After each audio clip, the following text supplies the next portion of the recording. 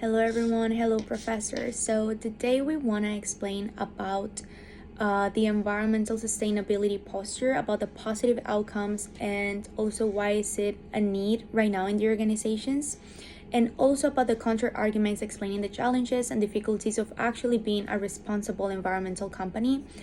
And first of all, I would like to explain first with these arguments of a positive and effective implementations. And the first of all would be the ethical obligations of a company having towards the environment and the ecosystem. Basically, a company is responsible or may be responsible of the green footprint and the positive effects they have towards the ecosystem. They need to be accountable for the future generations and the territory full of resources from the present conditions to the future conditions. So it's also minimizing the causes of the climate change, being as an industry or as any other kind of a business, because all of them have a sustainable footprint or a green footprint in some kind of way within transportation, with the materials, with the service, with the a product. All of them have implementations where they can affect in a small way or in a big way the environment. So they can do this by implementing the SDGs, like Sustainable Development Goals, or they can also do it by implementing the CSR, which is a corporate social responsibility, just to minimize the negative effects in the environment. The second I want to explain is about the long-term benefits they have as an organization. So a company that is responsible towards the environment, on a long term, they know they have benefits and opportunities as a strategy for the company as well. Like not only benefits them as an image, but also within their expenses, and also attracting the interest of several investors. So for example, making some certifications as 14001 ISO or ISO 9001, which is environmental responsible and quality management responsible. All of these certifications only attract more and more about ethical, responsible investors that actually want to work with these companies. And it has been articles explaining that the relationship they have between finances and green footprint has a positive outcome of the 83%.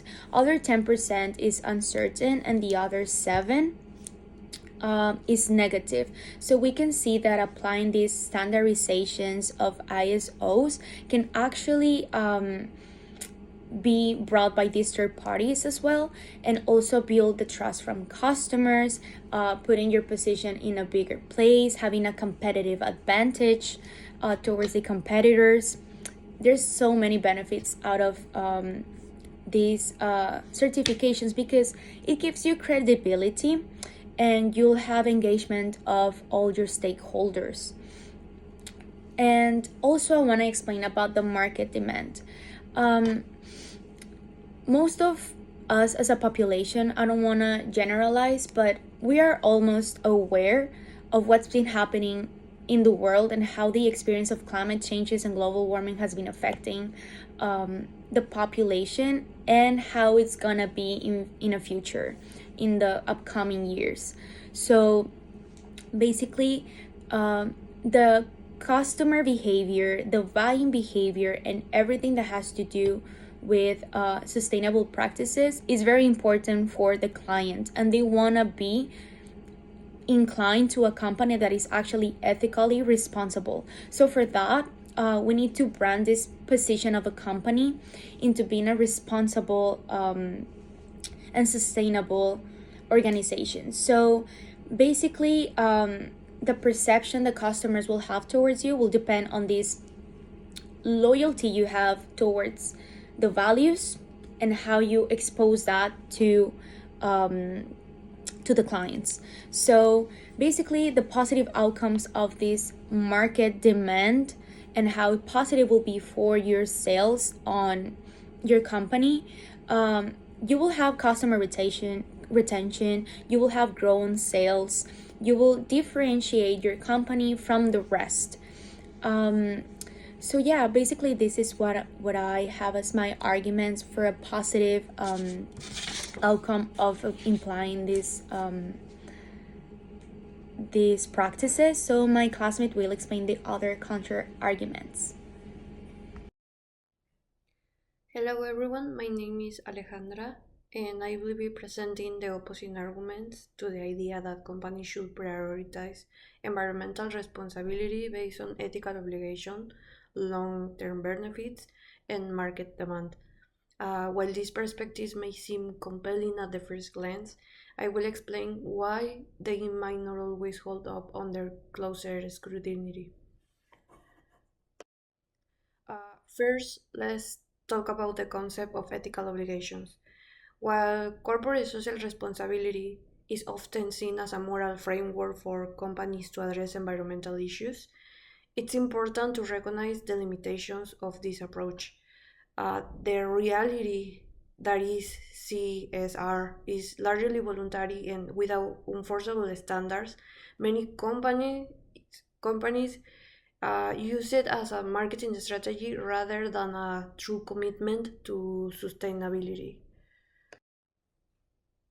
This practice, known as a greenwashing, allows organizations to present themselves as an environmentally conscious without making substantial changes. For example, some companies might selectively disclose favorable environmental data while hiding the full extent of their operations impact. This is not only misleads the public but also undermines trust in corporate environmental initiatives. Uh, Ultimately, relying on CSR alone does little to address the urgent need for the genuine environmental action. So now let's discuss the claim that sustainable practices lead to long-term benefits for companies. While it's true that some organizations have been positive outcomes from these initiatives, this is not a universal rule. Implementing sustainable measures often requires significant upfront investments, which can be particularly challenging for small and medium sized enterprises. According to a Morgan Stanley study in 2024, 70% of the companies identify financial constraints as a major barrier to adopting sustainability strategies. Furthermore, there is no guarantee that these investments will pay off.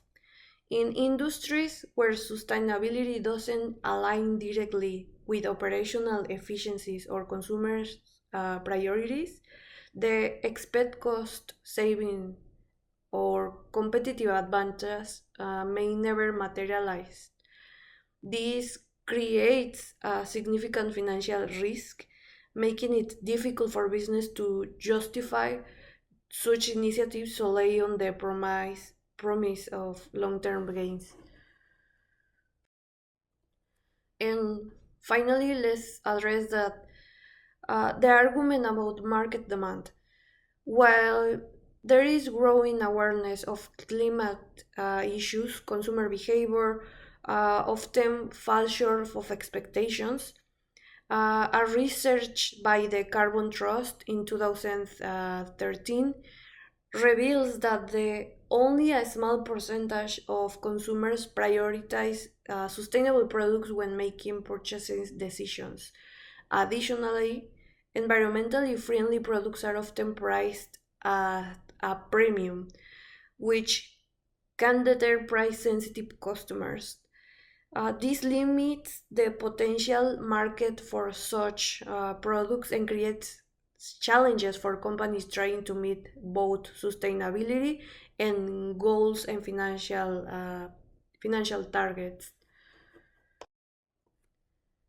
In competitive industries, this tension makes it difficult to balance environmental responsibility with profitability. Ultimately, undermining the claim that the market demand alone justifies sustainability business practices. So, with this, we can conclude while the idea of corporate environmental responsibility is appealing, it's important to critically evaluate the practical challenges associated with ethical obligation, long term benefits, and market demand. From the risk of greenwashing to the financial burden of sustainability initiatives and the limitation of consumer behavior, it's clear that these arguments are not as straightforward as they may seem. So, in the end, while the idea of corporate environmental responsibility is appealing, it faces serious challenges in implementation, financial feasibility, and consumer behavior. Businesses must operate in the real world, where cost, competition, and market realities drive decisions. Until we have a stronger regulations, clear financial incentives, and real shifts in consumers' behavior, corporate sustainability will remain more of an ideal than a practical solution.